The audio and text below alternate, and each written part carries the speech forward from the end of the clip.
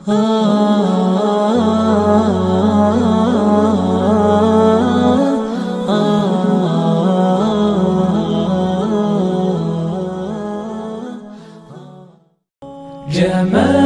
الوجود بذكر الإله وتصفو الحياة بنور هداه.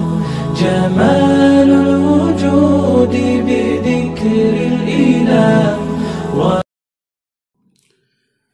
ناظرین، آپ دیکھ رہے ہیں صفا آن لائن کا خاص پروگرام روبرو، اور آج ہمارے ساتھ موجود ہیں انتہائی اہم شخصیت، ایک ایسی شخصیت جن کا علمی تعارف پوری دنیا میں ہے، جن کی تجزیہ نگاری کو دنیا قبول کرتی ہے بلکہ سر آنکھوں پہ رکھتی ہے، ایک مشہور مصنف، تجزیہ نگار اور عالمی امور کے ماہر. تو آئیے ہم ملتے ہیں جناب مولانا نذر الحفیظ ندوی ازہری صاحب دامت برکاتہم سے. مولانا، آپ کا آج کے پروگرام میں خیر مقدم ہے. مولانا، سب سے پہلے ہم بات کریں گے تھوڑی سی عالم اسلام کے بارے میں، کہ اس وقت جو عالم اسلام کی صورتحال ہے وہ انتہائی ناگفتہ بے ہے، جبکہ علامہ اقبال نے کہا ہے کہ جہاں میں اہل ایماں صورت خورشید جیتے ہیں، ادھر ڈوبے ادھر نکلے، ادھر ڈوبے ادھر نکلے.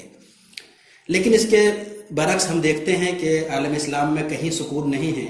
اگر صرف ترکی کو مستثنیٰ کر دیا جائے تو کوئی ملک ایسا نہیں ہے جو امریکہ کا غلام نہ ہو.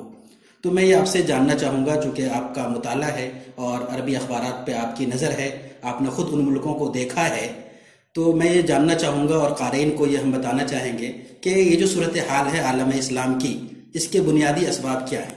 سوال بہت ہی اچھا ہے اور بہت زبردست اہمیت کا حامل ہے. واقعہ یہ ہے کہ اس وقت جو صورتحال ہے وہ یہ کہ تمام مسلم ممالک ہی نہیں بلکہ پوری دنیا مغربی فکر و تہذیب کی غلامی میں ہے. امریکہ کیا کہیں، امریکہ تو ترجمان ہے مغربیت کا. تو اس کی بنیادی وجہ یہ ہے ہمارے نزدیک کہ پورے نظام تعلیم کو ہمارے سامنے جو پیش کیا گیا یہ کہہ کر کے کہ یہی تمام قوموں کے ترقی کا حل ہے. اگر مغربی نظام تعلیم کو ہم اختیار کر لیں گے تو ہم تمام مصیبتوں سے نکل آئیں گے، ہر طرح کی ترقی ہوگی. مسلمانوں نے اس پر غور نہیں کیا کہ یہ نظام تعلیم ہم کو کہاں پہنچائے گا. بغیر سوچے سمجھے، بغیر محنت مشقت کے انہوں نے یہ سمجھ کر کے کہ ہر چمکتی چیز ہوئی اچھی ہوتی ہے، اس لیے ہم اس کو اختیار کر لیں گے تو ہم ترقی کی بلندیوں پر پہنچ جائیں گے.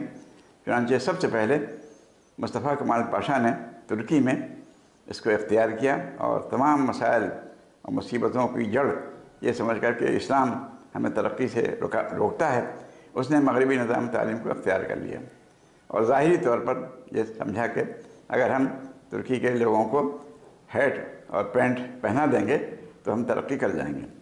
اور اس کا دوسرا مطلب اس نے یہ بھی سمجھا کہ چونکہ ترقی کی راہ میں اسلام رکاوٹ ہے، اس لیے اسلام سے دشمنی اختیار کرو، اس کی ہر چیز سے الگ رہو.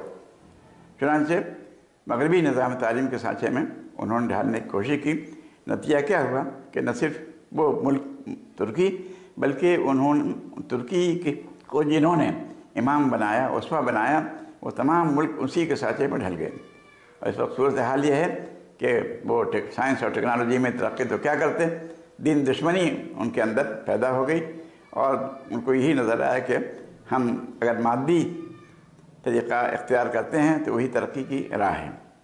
لیکن یہ نہیں سمجھا کہ یورپ نے ترقی تو کی مادیت میں، لیکن اس کے برعکس جو ہے روحانیت سے، اخلاقی قدروں سے اس نے اپنے کو الگ کر دیا، بلکہ دین دشمنی اس کے اندر پیدا ہوگی.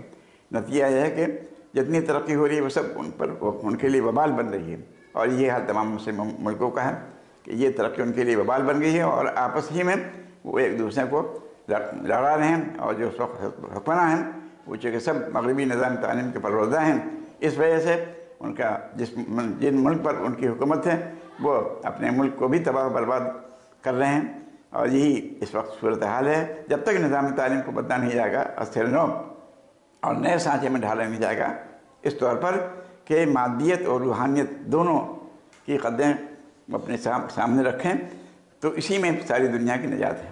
مغربی نظام تعلیم کے جو ماہرین ہیں وہ بھی یہی کہہ رہے ہیں کہ اس وقت ہم ایسے तूफ़ान में फंस चुके हैं कि उससे हमारा निकलना मुश्किल हो रहा है। हमारी इजाज़त खुद हमारे लिए तबाही बर्बादी का ज़रिया है। मिसाल के तौर पर जो नई ईजाद है, व्हाट्सएप है या नए ज़राए इबलाग हैं, उसको ईजाद करके वो अपने लिए मुसीबत मोल हैं। नतीजा है कि तबाही बर्बादी उनका मुक़द्दर बन चुकी है। इसलिए बरसों पहले अकबर इलाहाबादी ने कहा था कि ये तालीम से युक़द से बच्चों के बदनाम न होता, अफसोस के फ़िरौन को काली की न सूझी। तो उन्होंने इस पस मंज़र में कहा कि बग़ैर फ़ौजी ताकत के हम लोगों के ज़हनी सांचे को किस तरह बदल दें कि हमको बदनामी भी ना हो और हमारी तारीफ़ हो और मुसलमान जो है अपने सांचे से बाहर निकल आएँ और तबाही के रास्ते पर पड़ जाएँ, जैसे यूरोप पड़ चुका है। मौलाना, बहार अरब का इधर बड़ा चर्चा है और बहार अरब के नतीजे में कई मुल्कों में काफ़ी तब्दीली आई, लेकिन ये तब्दीली किसी अमन तक नहीं पहुंची, जमहूरियत तक नहीं पहुंची, बल्कि आज भी वहाँ पे कुछ तो खून का बाजार गर्म है। ऐसा क्यों है? इसलिए कि बुनियादी तौर पर जितने लोग हैं तकरीबन 99% ऐसे हैं जो बहार अरब चाहते हैं, लेकिन उनका सांचा जो है मगरबी निज़ाम तालीम में ढला हुआ है। इस वजह से वो मगरबी ही तर्ज पर सोचेंगे। अगर वो अखलाकी और रूहानी कदरों को बुनियादी अहमियत दें तो इसका ये होगा कि वो फिर उस मुसीबत से निकल आएंगे जो मुसीबत में मगरबी निज़ाम तालीम की वजह से मगरबी ममालिक पड़े हुए हैं। इसलिए उस वक्त ज़रूरत है कि हम अपने माशरे को दुरुस्त करें और इस्लामी निज़ाम जो तमाम कदरों का हामिल है, अखलाकी कदरों का, मादी कदरों को भी दाई है, तो कहते हैं इसके लिए ज़रूरी है कि हम उसको इख्तियार करें। बग़ैर इसके मसले का हल नहीं है कि हम जमहूरियत ले आएँ या क्या नाम है वो निज़ाम तालीम ले आएँ जो मगरिब में है। नतीजा ये है कि वही ढाक के 3 पाक होंगे और हम उसी मुसीबत में रहेंगे जब तक कि हम अपनी इस्लाह नहीं करेंगे। इसलिए कि मुस्लिम ममालिक की ख़राबी का जड़ जो है वही है। इसकी इस्लाह के लिए वही तरीक़ा इख्तियार करना होगा जिससे पहले इसकी इस्लाह हो चुकी है शुरू में। दीनी व इस्लामी किताबों का वाहिद मरकज़, दारैन बुक डिपो, शबाब मार्केट, लखनऊ। वीडियो के नीचे सब्सक्राइब के बटन पर क्लिक करें, बेल के आइकॉन पर क्लिक कीजिए ताकि हर नई वीडियो की नोटिफिकेशन